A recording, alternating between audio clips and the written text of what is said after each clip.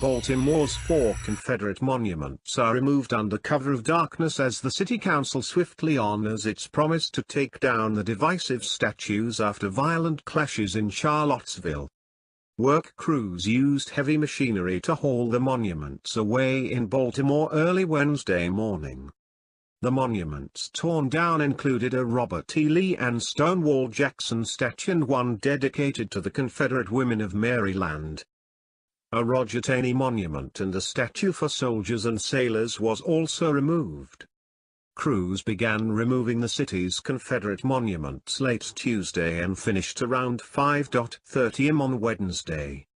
The dismantling of the monuments comes after a deadly rally by white nationalists protesting plans to remove a Lee statue in Charlottesville, Virginia on Saturday.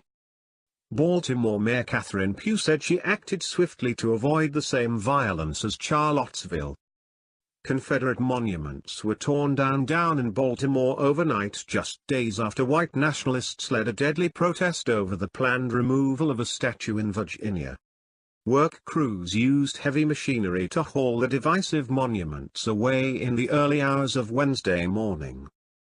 A monument to Robert E. Lee, commander of the pro-slavery Confederate Army in the American Civil War, and Confederate General Stonewall Jackson was dismantled from the city's Wyman Park Dell.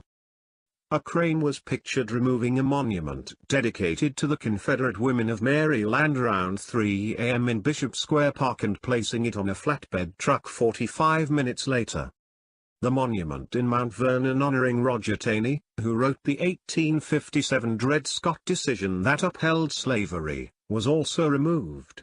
Another statue for Confederate soldiers and sailors, which was vandalized with red paint at the weekend, was also gone by Wednesday morning. Baltimore Mayor Catherine Pugh said crews began removing the city's Confederate monuments late Tuesday and finished around 5:30 am on Wednesday. "It's done," Pugh told the Baltimore Sunday. "They needed to come down. My concern is for the safety and security of our people. We moved as quickly as we could." The mayor personally watched as workers removed the statues in the dark.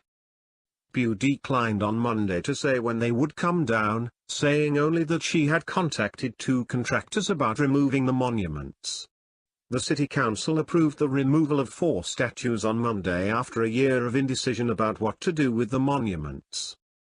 Following the acts of domestic terrorism carried out by white supremacist terrorist groups in Charlottesville, Virginia, this past weekend, cities must act decisively and immediately by removing these monuments, Baltimore City Councilman Brandon Scott wrote in a resolution calling for the removal of the statues.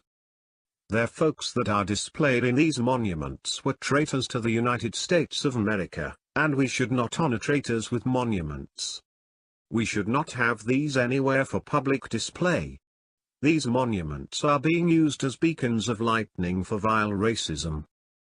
The city is still deciding on what to do with the monuments, but Pugh said the quick overnight action was designed to avoid the violent conflict seen in Charlottesville.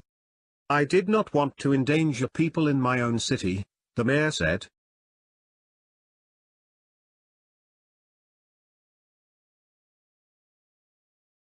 Thank you for watching.